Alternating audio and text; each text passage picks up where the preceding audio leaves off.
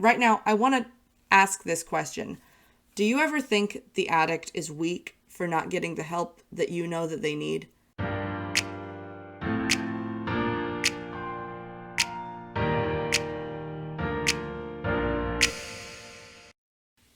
Hi, I'm Corey Martin, and I am the founder of the Recovery Revolution.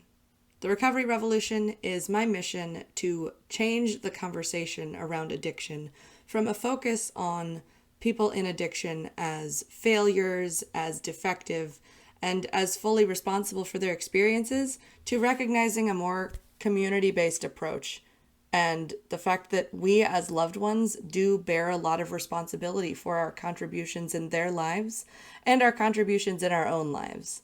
So I want to have a conversation about the opinions that we have about our loved ones in addiction, our opinions about them, and also what that says about us as individuals. Because I truly believe that their addiction is not just about them.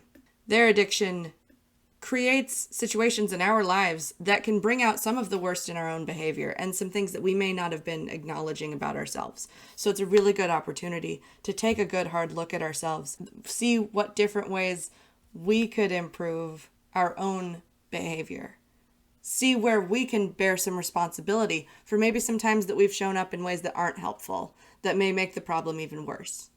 Now, that's not to say that you are solely responsible for their addiction. Of course you're not. But research does indicate that partners and families do contribute to recovery success.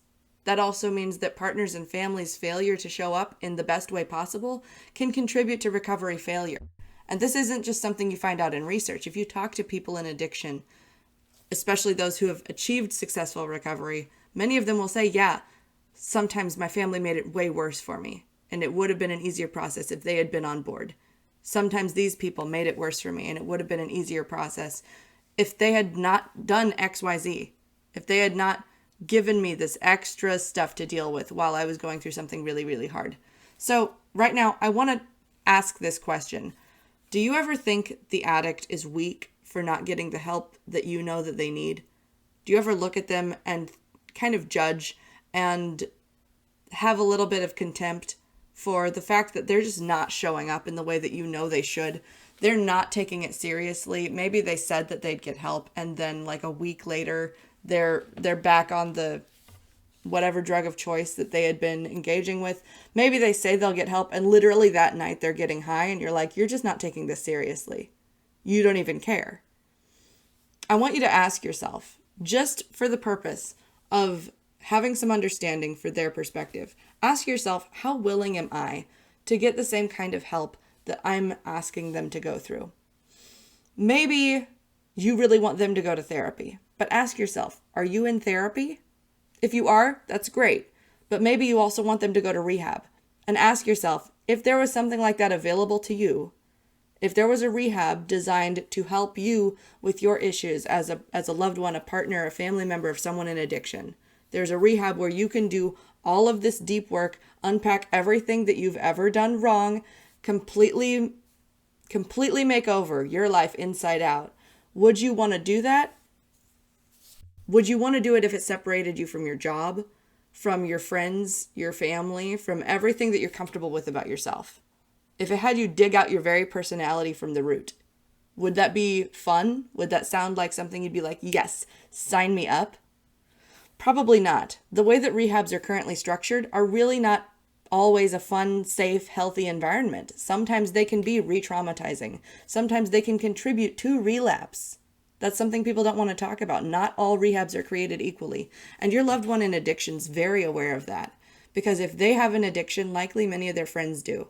And likely some of their friends have been to rehabs and they've heard the horror stories. And it doesn't sound like a good time.